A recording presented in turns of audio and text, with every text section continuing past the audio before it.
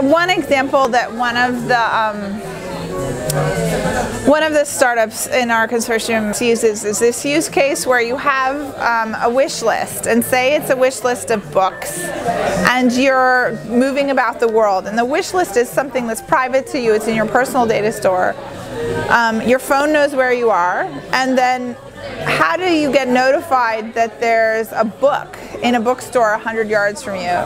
You can use sort of the public data of the maps of the city and the geolocation of your phone and the data of the inventory of the store, and if you have the right connections, it's not just the data, it's what you do with it and the tools around it that we're looking at supporting, so people can really use the data to make their lives better, but in a way that isn't just a giant algorithm in a giant faceless corporation running your life and saying, you know, all the other people who went here did this. It's like, well, what do you want to do? How are you empowered to use data and shape your life so that when you walk near a bookstore, your personal data systems will ping you and say, hey, that book you wanted is over in the store nearby.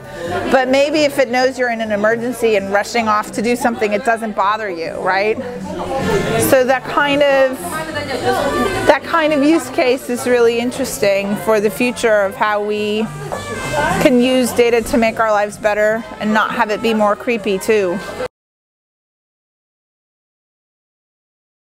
Sure, PDEC, the Personal Data Ecosystem Consortium, and we were founded over 2 years ago to connect up all the different startups around the world working on building an ecosystem for personal data.